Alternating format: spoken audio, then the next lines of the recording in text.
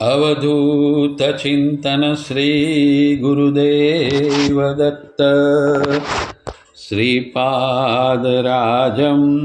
शरणं प्रपद्ये। જેવું જેનું આચરણ તેવું થાય સ્મરણ, માટે ચેતી પ્રથમથી કરવું સદા ભજન। ભલે રહે સંસારમાં ચૂકે ભજન ના જે, ના પસ્તાએ એ કદી એમાં ના સંદેહ। ચણા ચાવવા લોહના, ના બચ્ચા ના ખેલ, રંગ ગુરુ કૃપા હોય તો કરે મોતથી ગેલ। ગ્રામ દેવતા યક્ષિણી।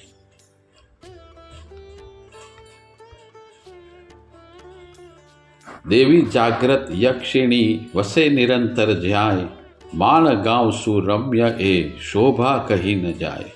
પરમ પૂજ્ય શ્રી રંગવદૂત મહારાજ રચિત શ્રી ગુરુ લીલામૃતના અધ્યાય 106માં દોહરા નંબર 19માં બાપજીએ માણગાંવનું ગ્રામ દેવતા યક્ષિણીનું વર્ણન કર્યું છે। મહારાષ્ટ્રમાં સાવંતવાડી પાસે માણગાંવમાં સ્વામી મહારાજે ટેમ્બે કુળમાં ઈસવીસન 1854માં અવતાર ધારણ કર્યો। કળિયુગમાં દત્તાત્રેય ભગવાનના 3 અવતારો થયા। શ્રીપાદ શ્રી વલ્લભ, શ્રી નૃસિંહ સરસ્વતી સ્વામી મહારાજ તથા શ્રી વાસુદેવાનંદ સરસ્વતી, જેમને ગુજરાતમાં સામાન્યતઃ સ્વામી મહારાજ તરીકે બધા ઓળખે છે। તેઓનું સંન્યસ્તનું નામ વાસુદેવાનંદ સરસ્વતી હતું। આથી સહેલાઈથી ઓળખી શકાય તે માટે તેઓ ગરુડેશ્વર નિવાસી ટેમ્બે સ્વામી મહારાજ અથવા ટેમ્બે મહારાજ તરીકે પણ ઓળખાય છે। શ્રીપાદ શ્રી વલ્લભ શ્રી નૃસિંહ સરસ્વતીના અવતારો વચ્ચેની કડી એટલે મૂર્ખ બ્રાહ્મણ પુત્ર અને તેની માતા અંબિકા જે આત્મહત્યા કરવા જાય છે તે। માતા પુત્રને શ્રીપાદ શ્રી વલ્લભ આત્મહત્યાનું પાપ ન કરવા સમજાવે છે। તેઓ શ્રી તેમને પોતાના જેવો પુત્ર થાય તે માટે શનિ પ્રદોષનું વ્રત આચરવાનો ઉપદેશ આપે છે, જેના પરિપાક રૂપે બીજા જન્મમાં તે વિપ્ર સ્ત્રી અંબા નામે જન્મ લઈને વિવાહ પછી તેમના ઘેર નરહરિનો જન્મ થાય છે અને તે જ નરહરિ સંન્યાસ લીધા પછી શ્રી નૃસિંહ સરસ્વતી તરીકે ઓળખાય છે। હવે શ્રી નૃસિંહ સરસ્વતી અને શ્રી વાસુદેવાનંદ સરસ્વતી આ 2 અવતારો વચ્ચેની આપણે કડી જોઈએ। નૃસિંહવાડીમાં શ્રી નૃસિંહ સરસ્વતીનો મુકામ હતો। તેના સામે કિનારે અમરેશ્વર સ્થાન આવેલું છે, જેને લોકો ઓરવાડ તરીકે પણ ઓળખે છે। ત્યાં 64 યોગિનીઓ નિવાસ હતો। યોગિનીઓ શ્રી નૃસિંહ સરસ્વતીને ભિક્ષા માટે નદીમાં લઈ જતી। ગંગાનુજ નામના ખેતરના રક્ષકે નદીના 2 ભાગ પડતા થતાં તેમાંથી નૃસિંહ સરસ્વતીને તથા બીજી દિવ્ય સ્ત્રીઓને જતા જોયા। બીજે દિવસે ગંગાનુજ પણ તેમની સાથે નદીમાં જાય છે તથા ત્યાંનું દિવ્ય નગર અને તેમાં થતી ગુરુ મહારાજની પૂજા ઇત્યાદિ જુએ છે। શ્રી નૃસિંહ સરસ્વતી ગંગાનુજને કહે છે કે મારા અહીંના વાસ્તવ્ય દરમિયાન કોઈ આગળ આ લીલા પ્રગટ કરીશ નહીં। ગંગાનુજે તે જ પ્રમાણે કર્યું। શ્રી નૃસિંહ ભગવાન નરસોબાવાડી છોડીને ગાણગાપુર ગયા ત્યારે 64 યોગિનીઓએ તેઓ શ્રીને વિયોગ થવાથી દુઃખી થઈ। તેમને સ્વામીજીની સેવામાં વિશેષ આનંદ આવતો હતો, તે હવે બંધ થશે તેમ યોગિનીઓને લાગ્યું। આથી તેઓએ પ્રાર્થના કરી કે તેમને માટે હવે શી આજ્ઞા છે। શ્રી નૃસિંહ સરસ્વતી સ્વામી મહારાજે તેમને જણાવ્યું કે તેઓ નૃસિંહવાડી છોડીને જાય છે, પરંતુ ઔદુંબર નીચે પાદુકા રૂપે ગુપ્તપણે સદાય વાસ કરશે। ત્યાં જે ભક્તો અનુષ્ઠાન કરશે તેમને 64 યોગિનીઓ સહાય કરશે। ગાણગાપુરમાં વિવિધ લીલાઓ કરી શ્રી નૃસિંહ સરસ્વતી સ્વામી મહારાજ કદલી વનમાં જવા તૈયાર થયા ત્યારે 64 યોગિનીઓએ પુનઃ પ્રાર્થના કરી કે તેમને માટે શી આજ્ઞા છે. ત્યારે ઋષિ સરસ્વતી સ્વામી મહારાજે તેમને કહ્યું કે હવે પછીનો મારો અવતાર કોંકણ પ્રદેશમાં સહ્યાદ્રી પર્વત પાસે માણગાંવમાં ટેમ્બેકુળમાં થવાનો છે. ગણેશ ભટ્ટ નામે અતિ સાત્વિક ભક્ત મારી ભક્તિ કરશે, તેને ત્યાં હું અવતાર ધારણ કરીશ. તેને જ યોગીરાજ અવતાર જાણવો. તમારામાંથી જે મુખ્ય યોગીની છે તેણે માળગાંવમાં જઈને વસવાટ કરવો તથા ત્યાંના ગ્રામ દેવતા તરીકે સ્થાપિત થવું. તે માટે એક વણિક ભક્ત માધ્યમ બનશે.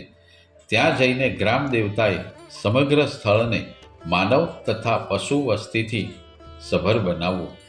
તે પૂર્વે ત્યાં ભૂત તથા વેતાળોનું અધિપત્ય હશે. આટલું કહીને ઋષિ સરસ્વતી સ્વામી મહારાજ અંતર ધ્યાન થયા. શ્રી ઋષિ સરસ્વતી સ્વામી મહારાજનો કાળ વિદ્વાનોએ ઈસવીસન 1778થી 1458 સુધીનો માન્યો છે. સ્વામી મહારાજનો જન્મ ઈસવીસન 1854માં થયો.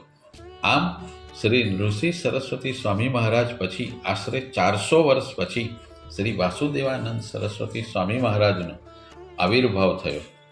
શ્રી ઋષિ સરસ્વતી સ્વામી મહારાજ અંતર ધ્યાન પામ્યા પછી 150 થી 200 વર્ષ પછી એક વણિક ભક્ત મુખ્ય યોગિનીને પોતાની સાથે કોંકણ પ્રદેશમાં લઈ આવ્યો. વણિક ભક્તે વેપાર અર્થે કર્ણાટકથી નીકળી સહ્યાદ્રી ગિરિમાળા પરથી માણગાંવ જવા પ્રયાણ આદર્યું. સહ્યાદ્રી પર્વત પર ભગવાન દત્તાત્રેય યોગિનીને દર્શન આપે છે તથા કહે છે કે થોડા જ વર્ષોમાં માણગાંવમાં હું ટેમ્બેકુળમાં અવતાર ધારણ કરવાનો છું. આથી ત્યાં જઈને તમારે ગ્રામ દેવતા તરીકે સ્થાપિત થવું. આટલું કહીને દત્ત ભગવાન અંતર ધ્યાન થયા. વણિક ભક્તે ધીમે ધીમે માણગાંવ તરફ પ્રયાણ આદર્યું. તે સમયે માણગાંવ નિર્જન સ્થળ હતું. પશુઓની પણ વસ્તી ન હતી. ત્યાં અસંખ્ય ભૂત તથા વેતાળ ગણો નિવાસ કરતા હતા. ત્યાં ફક્ત એક કુંભાર નિવાસ કરતો હતો. તે માટલા બનાવીને દૂર દૂર જઈને વેચતો. માણગાંવમાં કોઈ વસ્તી ન હતી. વણિક ભક્ત માણગાંવમાં આવ્યો અને કુંભારને મળ્યો. કુંભારને ખૂબ જ આશ્ચર્ય થયું.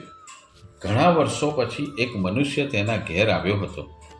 તેણે વણિકની આગતા સ્વાગતા કરી, પરંતુ ચેતવણી આપતા જણાવ્યું કે અહીં ભૂત તથા વેતાળ ગણોનો પુષ્કળ ત્રાસ છે, તેથી દિવસે જ બીજે ક્યાંક જતા રહેજો. વણિક ગામમાં ફરવા ગયો ત્યારે તેને વિચાર આવ્યો કે વેતાળ ગણોને અંકુશમાં રાખવા ત્યાં શિવજીની સ્થાપના કરીએ, જેથી શિવગણો તેની સહાય કરશે. ગામની મધ્યમાં તેણે એક સ્થળ નક્કી કર્યું અને ત્યાં શિવજીની સ્થાપના કરી. ભગવાન શંકર સાથે તેમના ગણો પણ આવ્યા. શિવગણોએ વેતાળ ગણોને શિવજીનો સંદેશ કહ્યો કે શિવજી વેતાળને બોલાવે છે. વેતાળને આશ્ચર્ય થયું કે ઘણા વર્ષોથી હું અહીં આધિપત્ય ભોગવું છું. શંકર ભગવાનને મારું શું કામ પડ્યું હશે? વેતાળ શિવજીના દર્શને ગયો. ભગવાન સદાશિવે વેતાળને જોતા જ કહ્યું કે હવે તારું અહીંનું આધિપત્ય સમાપ્ત થાય છે. અહીં ગ્રામ દેવતા તરીકે યક્ષિણી સ્થાપિત થવાના છે. તું તારા ગણોને લઈને બીજે જતો રહે. વેતાળે કહ્યું, જેવી આપની આજ્ઞા. એવું કહી ત્યાંથી વિદાય લીધી. આ બાજુ વણિક ભક્તે ભગવાન શિવજીની સ્થાપના કરી અને યક્ષિણીની સ્થાપના માટે સ્થળ જોવા લાગ્યો. તેને શિવ મંદિરની સામેની જગ્યા તે માટે યોગ્ય જણાઈ. વણિક ભક્તે કુંભારને જણાવ્યું કે હવે અહીં મનુષ્ય તથા પ્રાણી વસવાટ શક્ય બનશે. આમ ગ્રામ દેવતા તરીકે હું માતા યક્ષિણીની સ્થાપના કરવાનો છું. આથી હવે ભૂત કે વેતાળોનો તું ભય રાખીશ નહીં. આ પ્રમાણે તે વણિક ભક્તે પોતાની સાથે આવેલા યક્ષિણી દેવીની માણગાંવમાં સ્થાપના કરી. વેતાળ ગણો તથા યક્ષિણીના ગણોએ પરસ્પર આવજો કહ્યું. હવે ત્યાં માણગાંવમાં ફક્ત યક્ષિણી દેવીનું જ આધિપત્ય રહ્યું. માતા યક્ષિણી આતુરતાથી રાહ જોવા લાગ્યા કે ટેમ્બેકુળના આદિપુરુષ માણગાંવમાં ક્યારે આવે. છેવટે સ્વામી મહારાજના દાદા હરિભટ્ટ ટેમ્બે માણગાંવમાં આવીને સ્થાયી થયા તથા ગણેશ ભટ્ટે અને રમા માતાએ યક્ષિણી માતાની ઉપાસના કરી અને તેમને પ્રસન્ન કર્યા. દત્તાત્રેય ભલે ઈષ્ટદેવ હોય, પરંતુ ગ્રામ દેવતાની ઉપાસના પણ જરૂરી છે. રમા માતાની કુખે વાસુદેવનો જન્મ થયો અને માતા યક્ષિણી અત્યંત પ્રસન્ન થયા. તેમને લાગ્યું કે દત્ત પ્રભુએ માળગાંવમાં આવીને નિવાસ કરવા કહ્યું હતું તે સમય આવી ગયો છે. અત્યાર સુધી ભક્તિ તથા અનુષ્ઠાન કરતા ભક્તોને હું અહીં સહાય કરતી હતી. હવે સ્વયં દત્તાવતાર જ ભક્તોની મનોકામના પૂરી કરશે. ઉત્સવ દરમિયાન યક્ષિણી માતાની પાલખી આખા ગામમાં જતી. દત્ત મંદિર ઘણા વર્ષો પછી અસ્તિત્વમાં આવ્યું. દત્ત ભક્તોએ યક્ષિણી મંદિરના વહીવટકર્તાઓને વિનંતી કરી કે યક્ષિણી માતાની પાલખી દત્ત મંદિરે આવે તો સારું, પરંતુ વહીવટકર્તાઓએ ચોખ્ખી ના પાડી. છેવટે ભક્તોએ સ્વામી મહારાજને એટલે કે વાસુદેવાનંદ સરસ્વતી સ્વામી મહારાજને એટલે કે શાસ્ત્રી બુવાને વિનંતી કરી. શાસ્ત્રી બુવાએ યક્ષિણી માતાની પ્રાર્થના કરી. યક્ષિણી દેવીએ તેમના વહીવટકર્તાઓને દ્રષ્ટાંત આપ્યો કે પાલખી પ્રથમ દત્ત મંદિર લઈ જવી અને પછી ગામમાં ફેરવવી. ત્યારથી યક્ષિણી દેવીની પાલખી સૌ પ્રથમ દત્ત મંદિરમાં આવે છે અને પછી ગામમાં બીજે સ્થળે જાય છે. યક્ષિણી માતાના એક હાથમાં ખડક છે જે ભક્તોના રક્ષણ માટે છે, તથા બીજા હાથમાં પાત્ર અન્નપૂર્ણા સ્વરૂપ ભક્તોની મનોકામના પૂર્તિનું પ્રતીક છે. આખું મંદિર કાષ્ઠ કલા કોતરણીથી સુશોભિત છે. માતા રમાબાઈ અહીં નિત્ય પૂજા માટે આવતા. સ્વામી મહારાજના ઘરની બાજુમાં જ યક્ષિણી મંદિર આવેલું છે. અહીં જ સ્વામી મહારાજે નાનપણમાં ખાનગી શાળામાં યક્ષિણી મંદિરના પ્રાંગણમાં એકડા ઘૂંટ્યા હતા. મંદિરની પશ્ચિમે વાવ આવેલી છે. યાત્રાળુઓ ત્યાં સ્નાન કરીને દર્શન કરે છે. અહીં જ એક સ્ત્રી યાત્રાળુએ દાગીનાની પોટલી પગથિયા પર મૂકીને સ્નાન કરવા જતાં બીજી સ્ત્રીએ તે દાગીનાની ચોરી કરી હતી. સ્વામી મહારાજ આગળ હકીકતની રજૂઆત કરતા તેઓ સ્ત્રીએ ચોકી માટે રાખેલા ભૂતને આજ્ઞા કરી. ભૂતોએ ચોર સ્ત્રીને બીવડાવીને તે દાગીનાની પોટલી મૂળ માલિકને પાછી અપાવી હતી. નિર્મલા નદીનું નામકરણ. રામકૃષ્ણાદિ અવતારમાં ઘણા દેવો ગંધર્વો શાપથી પીડિત થઈને પૃથ્વી પર આવેલા અને તેમનો ઉદ્ધાર રામકૃષ્ણ અવતારમાં થયેલો જોવા મળે છે. સ્વામી મહારાજના અવતરણ માટે તપશ્ચર્યા કરનારાઓમાં માણગાંવમાં આવેલી નદીનો પણ સમાવેશ થાય છે. સ્વામી મહારાજના જન્મ પહેલાં ઘણા વર્ષો પહેલાં ગ્રામ દેવતા યક્ષિણીનું આગમન માણગાંવમાં થયું. તેના પણ અસંખ્ય વર્ષો પહેલાં ગામમાં આવેલી નદી સ્વામી મહારાજની રાહ જોતી હતી. તેનું નામ પાડ્યું ન હતું. તેના નામકરણની જવાબદારી યોગીરાજ અવતાર સ્વામી મહારાજ પર ઈશ્વરે સોંપેલી હતી. પૂર્વે ગંગા ભાગીરથી, ગૌતમી ગંગા આદિ નદીઓના નામાભિધાન મોટા મોટા ઋષિઓએ કર્યા હતા. તે જ નામો યુગો પર્યંત ચાલુ છે. નદીની તપશ્ચર્યા ચાલુ હતી. ક્યારે યોગીરાજ અવતાર ધારણ કરે અને પોતાને નામ મળે તેની તેને પ્રતીક્ષા હતી. હજારો વર્ષો પછી છેવટે ટેમ્બેકુળમાં સ્વામી મહારાજનો જન્મ થયો. તેઓ તે નદી પરથી આવતા જતા. નરસોબાવાડી જતી વખતે તેમને નદી ઓળંગવી પડતી, પરંતુ તેઓ ભૂલી ગયા કે કેમ તે નદીને સમજાતું નથી. જેમ નગુરાનું કોઈ મહત્વ નથી, તેમ અનામીને પણ કોઈ યાદ કરતું નથી. સૃષ્ટિમાં બધી જ વસ્તુઓના નામ છે. નામ વગરનું હોવું કોને ગમે? એક વખત શાસ્ત્રી બુવા નૃસિંહવાડી જઈને માણગાંવ પાછા આવતા હતા. નદીને લાગ્યું કે આ યોગ્ય સમય છે પોતાના નામકરણ માટે. તે દિવ્ય સ્ત્રી રૂપે શાસ્ત્રી બુવા સામે પ્રગટ થયા અને વિનંતી સહ કહેવા લાગ્યા, આપ હવે મારું નામકરણ કરીને પછી જ આગળ જજો. અનામીમાં કંઈ મજા નથી. સ્વામી મહારાજે ધ્યાનથી જોયું તો તે દિવ્ય સ્ત્રી સ્વરૂપ અને ત્યાંની નદીનું આધિદૈવિક સ્વરૂપ હતું. આધિ ભૌતિક સ્વરૂપ એટલે જળ સ્વરૂપ. તે જ સમયે માણગાંવના ભક્તો સ્વામી મહારાજનું સામૈયું કરવા ભજન કરતા ઢોલ, ત્રાસા, મંજીરા વગેરે સાથે આવ્યા હતા. શાસ્ત્રી બુવાએ બધાના દેખતા તે નદીનું નામ નિર્મલા રાખ્યું. સ્વામી મહારાજે કહ્યું કે આજથી આ નદીનું નામ નિર્મલા રાખવામાં આવે છે. પોતાને નામ મળવાથી નદી સંતુષ્ટ થઈ અને દિવ્ય સ્ત્રી સ્વરૂપ અદૃશ્ય થયું. શ્રીફળ વધેરવામાં આવ્યું અને બધાને પ્રસાદ વહેંચાયો. સ્વામી મહારાજને કુદરતી પરિબળો વ્યક્તિગત ઓળખતા હતા. નર્મદા માતા, ગંગા માતા, કૃષ્ણા માતા એ સૌ સ્વામી મહારાજના પાદ સ્પર્શ માટે તલસતા હતા. સ્વામી મહારાજે કૃષ્ણા નદી વિશે કૃષ્ણા લહેરી નામે એક સ્તોત્ર લખ્યું છે. નર્મદા નદી તથા ગંગા નદીની પણ સ્તુતિ લખી છે. માળગાંવના દત્ત મંદિરમાં જય ઘોષ વખતે નર્મદે હર પછી નિર્મલા માતા કી જય, નિર્મલે હર એવો જ જય ઘોષ કરવામાં આવે છે. સ્વામી મહારાજને ક્ષૌર માટે જ્યારે જરૂરિયાત ઊભી થઈ અને કૃષ્ણા કાંઠે તેમને નિવાસ પણ કોઈએ ન આપ્યો, ત્યારે સાત્વિક ક્રોધ કરીને સ્વામી મહારાજ કૃષ્ણા નદીને કહે છે કે હે માતા, તારા પ્રત્યે મને પૂર્ણ માન તથા અભિમાન છે, છતાં તારા કિનારે મારી ક્ષૌરની વ્યવસ્થા ન થવી તથા નિવાસ માટે પણ જગ્યા ન મળે તે કેવું અજુગતું. હવે મારે પણ તારા પ્રત્યે અભિમાન રાખવાની જરૂર નથી.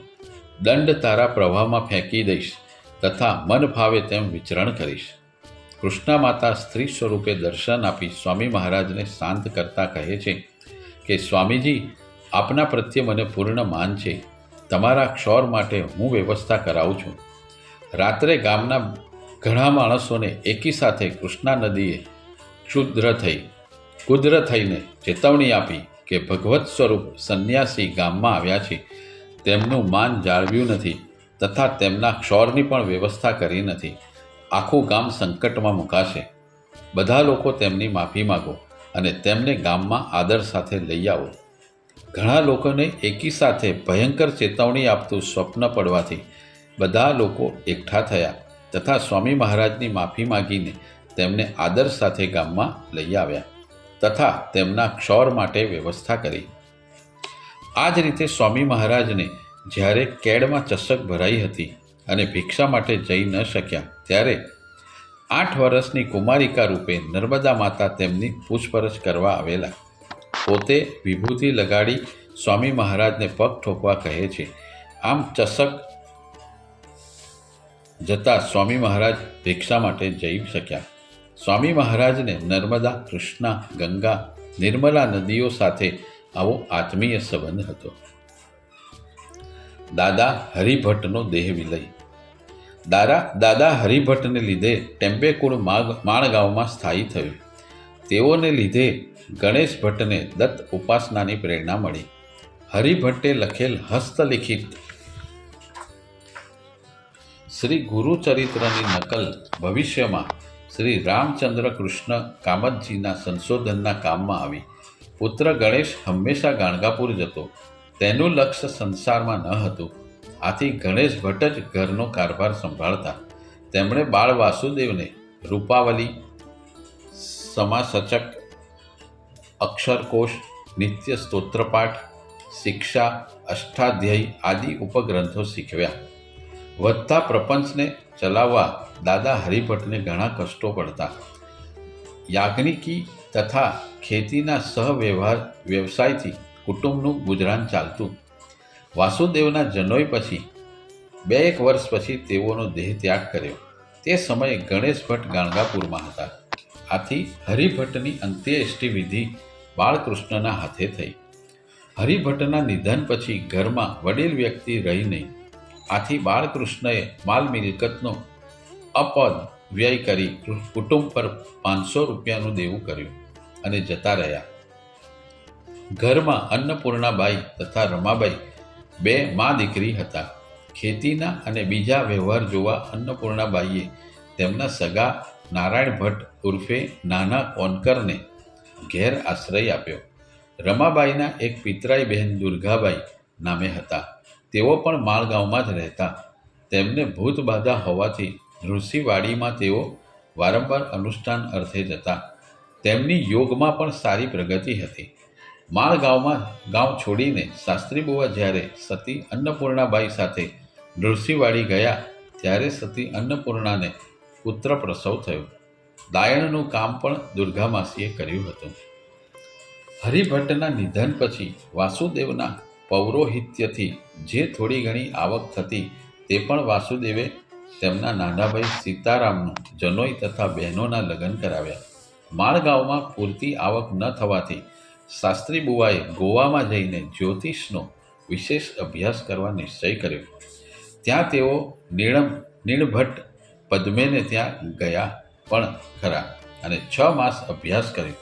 તે જ સમય દરમિયાન પિતા ગણેશ ભટ્ટ બીમાર પડ્યા ના સમાચાર મળતા તેઓ માણગાંવ પાછા આવ્યા. સખ 1799 એટલે કે ઈસવીસન 1877 ભાદરવા વદ બીજના દિવસે ગણેશ ભટ્ટે દેહ ત્યાગ કર્યો. તેમની અંત્યેષ્ટિ ક્રિયા પણ વાસુદેવના હાથે થઈ. જનોઈ પછી વાસુદેવ શાસ્ત્રી યોગ્ય સમય સંધ્યા કરતા. એક દિવસ બહારગામ જતી વખતે સૂર્યાસ્તનો સમય હતો. પાસે જ પાણીનું ઝરણું વહેતું હતું.